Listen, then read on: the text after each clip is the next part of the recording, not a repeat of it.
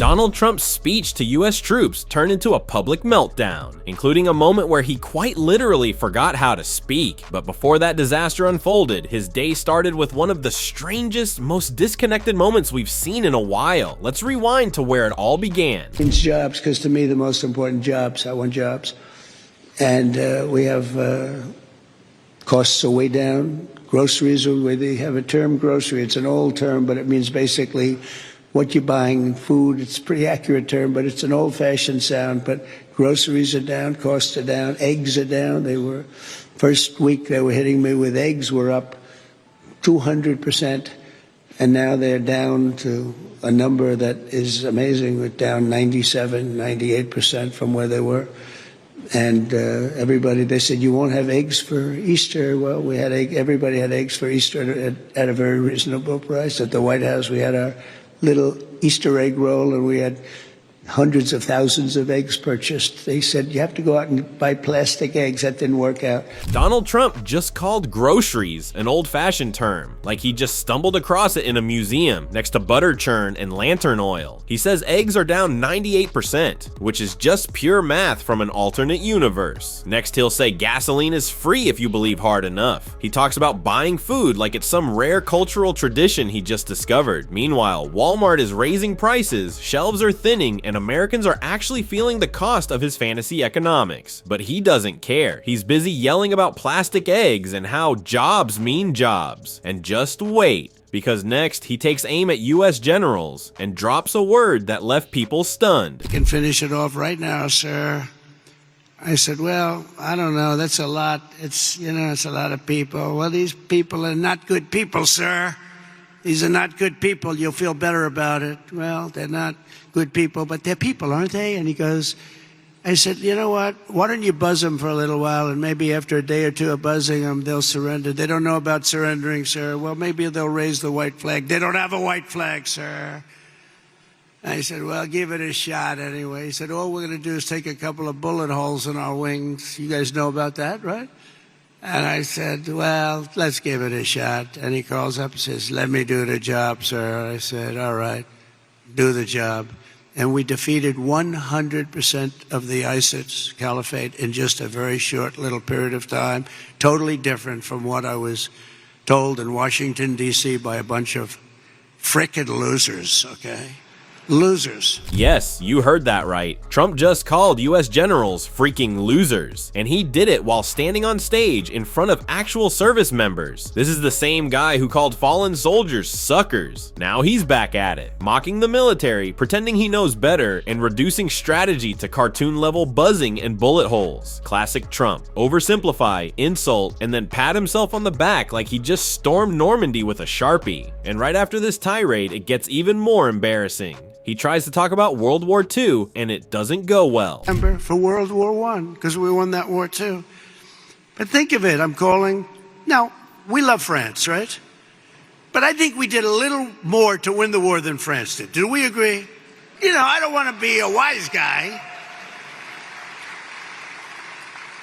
But when Hitler made his speech at the Eiffel Tower, I would say that wasn't exactly ideal. You can hear a few awkward chuckles, but mostly, the room just stalls. Trump's on stage in front of military personnel, rambling about Hitler at the Eiffel Tower like it's a stand-up set. The timing? Off. The point? Unclear. The crowd? Uncomfortable. It's one of those moments where even his supporters don't know if they should laugh or hide. But don't worry, the bizarre history lesson and the chaos far from over. And I called up the president, Macron, good guy, by the way. Donald, we are celebrating our victory over the Germans. Oh, that's wonderful. No, we don't take credit for what we do. And I said, what the hell? Every country I've spoken to in the last week is celebrating the war but us. Isn't that terrible? So we're going to be doing holidays. But I said, it has to be a working holiday because, you can only do so many of them. We have a lot of holidays. I'm not so sure we should have them, and you don't have to go to work. Our country has to go to work. So, just to recap, Trump thinks Macron is named Macronon, he believes America doesn't celebrate World War II, and now he's inventing a new category, the working holiday. Also, breaking news, there was no famous Hitler speech at the Eiffel Tower. It never happened. But that didn't stop Trump from rewriting history on a military stage. The only silver lining here, at least this time, he didn't praise Hitler outright, which by Trump standards might be considered progress. But the delusion doesn't end here, because next, he literally forgets how to speak. I mean, what is this? Just apprehended, as an example, the ISIS terrorist of the Albrecht Grab, the one that caused all of the problems in Afghanistan. Nobody knows what Albrecht Grow is. Not Trump, not his speechwriters, not Google. He just mashed words together like he was playing geopolitical Scrabble. And the best part? Look at the faces behind him. These are the people told to stand still, smile, and clap. And even they can't keep it together. They're visibly confused, laughing, whispering, because even Trump's handpicked backdrop knows this is nonsense. And that's exactly how the rest of the world sees us right now. Not as a superpower, but as the punchline in a very loud, very orange comedy routine. Even Trump's own allies in Congress are cringing. And one of them, Jared Moskowitz, who just went off on Trump for taking what sure looks like an unconstitutional bribe. Watch this. Can you imagine just for a second if Barack Obama had accepted a plane from Qatar? My Republican colleagues would be calling it the Barack Hussein plane. Okay, I mean, this is just the height of ridiculousness at the end of the day. Okay, who gets a plane for $400 million and thinks it's free? Okay, first of all, it's going to cost about $750 million to retrofit the plane. That's number one. Number two is we're taking a plane from a foreign country. I mean, Putin's watching this thinking, what do I get Trump? Do I get him a yacht? Do I give him a piece of Ukraine, Trump Island? I mean, this is sending all the wrong messages, which is why you're seeing Laura Loomer, Ben Shapiro, Ted Cruz, and a number of my Republican colleagues come out. And the best part of this, the swampiest thing about this entire thing is the person who issued the memo approving the plane literally is a former lobbyist for Qatar. John, you can't make it up. This is what a Republican meltdown looks like when even they can't spin the scandal. Jared Moskowitz hits every note. Hypocrisy, corruption, foreign influence, and lands it with a punchline. If Obama had accepted this plane, it'd be front page news for a decade. But Trump, he takes the plane, pretends it's free, and lets taxpayers eat the $750 million bill to retrofit it. And who greenlit this luxury bribe? A former Qatar lobbyist, because of course, even MAGA's own side is calling this one too corrupt to defend. And trust me, this crazy clip, it's far from over. Congressman, you were talking about the spending, the $700 million of spending it could take to retrofit it. Spending, of course, is the focus of the so-called Doge caucus, of which you were an early member. How are things going with the Doge caucus? Yeah, the Doge caucus is dead. You know, it had 2 meetings in 5 months. I was at both of them. You know, they said we were going to be included in the process, trying to find waste and make government more efficient. And the caucus was never included. Elon and his crew did it all himself. By the way, they forgot the E part of Doge. Nothing has been more efficient. Ask the people at Newark or flying these days if they feel that we've made the FAA more efficient. Nothing in government is working more efficient. Elon just came in and he got rid of people. He didn't know what he was doing. And so the Doge caucus was never included. It doesn't meet. It's defunct. It's dead, period. Moskowitz just declared the Doge caucus officially dead, which is ironic because government efficiency also died somewhere around the same time. They promised to cut waste. Instead, Elon took over, gutted the FAA, and now travelers at Newark are praying planes don't fall from the sky. The caucus never met, never worked, never mattered, and the guy trying to run it all doesn't even know what the E in Doge was supposed to stand for. This is government by ego, and trust me, it's about to get even better. Congressman, what lesson do you take away from that? Sorry, I couldn't hear the end of your answer there, but what's the lesson you take away from that?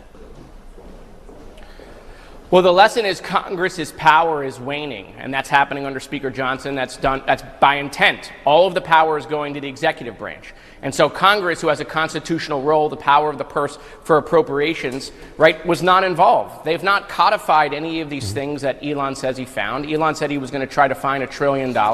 He claims he only found about $160 billion, even if I use his numbers, which I'm not sure are accurate. That means he failed by 85%. He gets an F for what he tried to accomplish. Look, John, there is waste in government. And there is ways to make government more efficient. That's got to run through Congress, and it can be a bipartisan basis. That's what they said they were going to do. They didn't do any of it. All they did was come in and fire people. They made government less efficient, okay? And there is no savings to the debt. They did nothing with dealing with our debt, and there's no savings to pay for this $4.5 trillion tax cut that they're also going to add to the debt. It was a complete failure, and the caucus here is dead. So let's get this straight. Elon promised to cut $1 trillion in waste, bragged about saving $160 billion, and still somehow missed the mark by 85%. If this were a school project, he'd get a big red F and a parent-teacher conference. Congress was sidelined, budgets were blown, and now they're adding $4.5 trillion in new tax cuts with zero accountability. It's not just broken, it's a parody of governing. And speaking of chaos, wait until you see what just happened inside Congress in this next part of the clip. All right, so Republicans say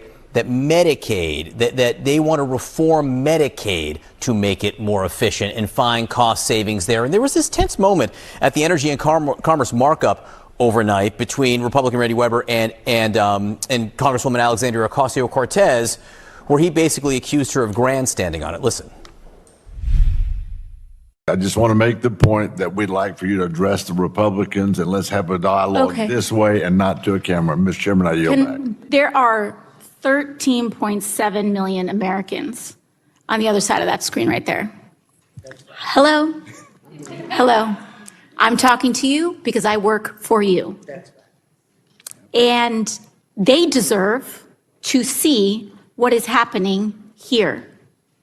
Because there are plenty of districts, including Republican ones, where 25% of your constituents are on Medicaid, 40% of your constituents are on Medicaid. And yes, I am talking. Will the gentlelady yield? I am talking to them, and I will not yield because it was a terribly disrespectful comment, and I will not yield to disrespectful men. AOC just delivered a mic drop moment, and she did it right to the camera. While Republicans like Randy Weber were busy accusing her of grandstanding, she reminded them and everyone watching that she's speaking directly to the 13.7 million Americans on Medicaid who actually rely on this system to survive. And when she refused to yield, that wasn't about ego. That was about not backing down to yet another dismissive attempt to silence her voice. She stood her ground. For her voters, for transparency, and for accountability. And now we've reached the final part, and it's a good one. All right, what do you think of that? And again, I will note the Republicans, what they say is they're making Medicaid more efficient.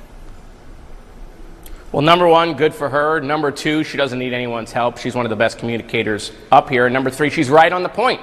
First of all, Donald Trump said he's not cutting Medicaid, okay? And so, that's what he's been saying, okay? And yet Republicans come with almost $800 billion of Medicaid cuts, which is what the Democrats have been talking about for the last 5 months. There are members here in the House and the Senate said they're not going to cut Medicaid. And it looks like, John, we're literally on our way to capitulation.